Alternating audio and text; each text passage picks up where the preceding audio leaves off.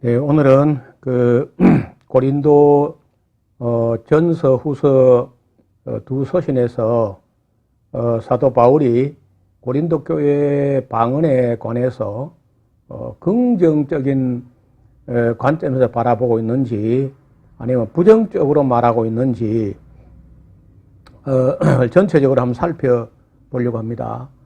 사람들은 그 성경을 부분적으로 보면서 바울이 마치 그 방언을 권장하고 아주 긍정적으로 보는 줄로 오해를 한 것 같아요. 근데 자세히 보면 그렇지 않다는 겁니다. 먼저 바울이 고린도 전서 후서에서 방언에 관계된 그런 문장들이 나오는데 어떤 문장들이 등장하는지 한번 살펴봅시다. 맨 먼저 그 신령파 영적인 문제가 된 사람들이 예수를 저주할 자라 했다는 거죠.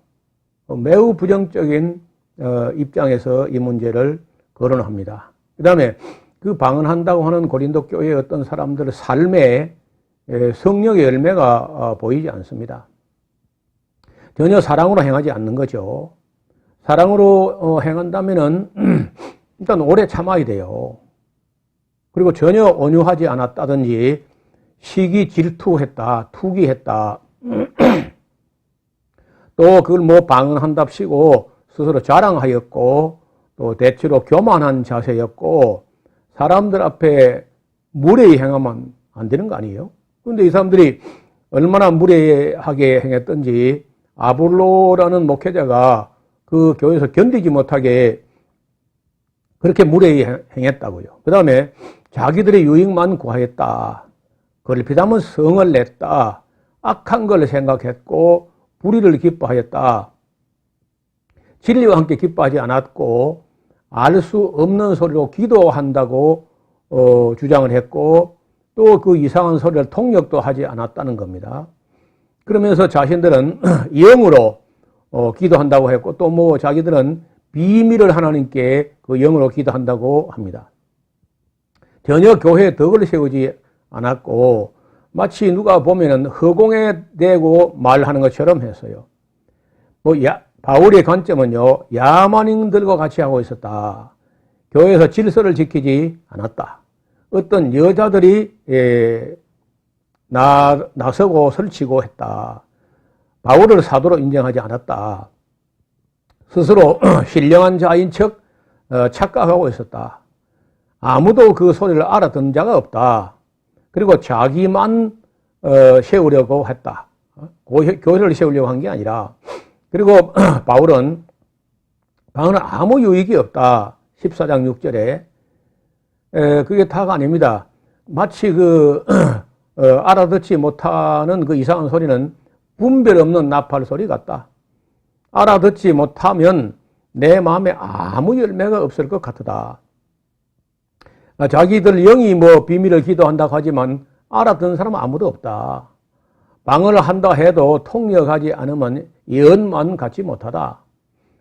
방언만 하고 통역하지 않으면 무슨 유익이 있겠느냐. 어떤 의미 있다 해도 분별이 없으면 어찌 알게 되리요. 방언만 하고 통역하지 않으면 어찌 아멘하리요. 다른 사람은 덕수용을 받지 못하게 될 것이 아닌가. 교회에서는 1만 마디 방언보다 5마디 말이 더 유익하다. 온 교회가 다 방언으로 말하면 사람들이 너를 미쳤다 하지 않겠느냐. 바울은 불과 이 고린도 전서 12장, 13장, 14장 이런 데서 이렇게까지 부정적인 시각으로 바라보고 있었어요. 그 중에 이제 제일 심각한 문제가 우리가 믿는 예수를 인정하지 않고 저주할 자라. 아나데마 예수스. 그렇게 말한다면 방언이든 예언이든 간에 결코 하나님의 영으로 말한 것 자체가 아니다. 하나님의 영으로 말하는 게 하면은 사람의 지멋대로 하든지 아니면 악령이 말한 거거든요. 그래서 바울은 나중에 이제 디도가 가서 정체가 밝혀지긴 합니다만 그러기 전이라도 아무리 봐도 그 열매가 석연치 않다는 거예요. 가장 결정적인 게 덕을 세우지 않는다. 또 통역을 하지 않는다. 알아듣지 못한다.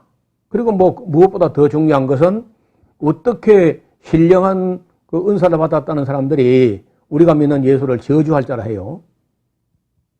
이런 일말의 기록들을, 그 문장들을 이렇게 문맥 속에서 바울이 그 고린도 교회에 난무하는 방언들에 대해서 어떻게 인식하고 있었는지를 한 절만 보지 말고 전체적인 그 안목에서 볼 때 매우 부정적으로 바라보고 있었다는 거예요.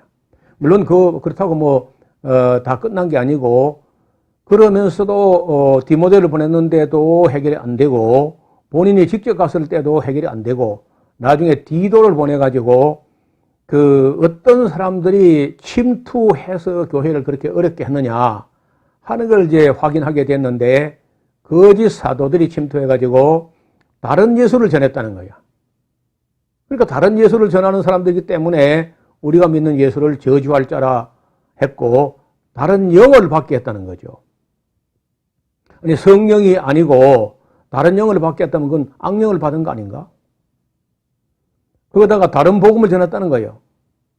이런 사람들은 그 실체가 누구냐 하면은 거짓 사도들이요, 교활한 일꾼들인데 사단의 역군들이 광명의 천사처럼 가장하고 침투해가지고 이런 거짓 방언을 조장한 것이 확인됨으로 해서 고린도 교회는 방언이 끝이게 된 겁니다.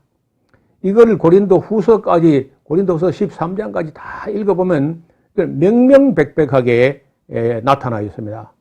그런 것도 모르고 겨우 고린도전서 12장 10절하고 14장 2절 두 절만 가지고 오해를 해가지고 사람들에게 무슨 방언을 받게 한다, 은사를 받게 한다, 성령 운동한다, 오순절 운동한다 하면서 지금까지 그 한국 교회가 영적인 신비 체험제로 몰아가는데, 제가 지난 42년 동안 검증해 본 결과 그런 방언하는 사람들의 방언이 대개 가짜거나 심지어 귀신의 방언이거나 귀신의 방언도 문제지만은 그 방언을 믿기로 마음을 열게 해가지고 그 사람 속에 악한 영이, 귀신이 들어가 있는 경우가 허다하게 발견됩니다. 지금도. 이런 자료를 원하시면은 제가 동영상이든지 데이터 자료든지 얼마든지 보내드릴 수 있습니다. 여러분 밑에, 이 영상 밑에다가 댓글을 다실 때 이메일 주소를 써주시면 제가 그런 자료를 보내드릴 마음도 있습니다. 그 외에도 거짓 방언 혹은 귀신의 방언이라는 그런 용어로, 그런 그 키워드로 인터넷 공간에서 이제 검색을 해보시면은 수많은 방언들이 거의 다 귀신의 방언이고 아니면 가짜 방언이다 하는 것을 알 수 있는데, 이러한 운동이라는 것은 그게 오순절 운동이라고 말은 그렇게 하지만 실제로는 고린도 운동을 하고 있는 겁니다. 이 점에 대해서 의문이 나시는 분들은 댓글로 질문하시면은 제가 틈나는 데까지, 또 제가 알 수 있는 데까지 성실히 답변을 드리겠습니다. 감사합니다.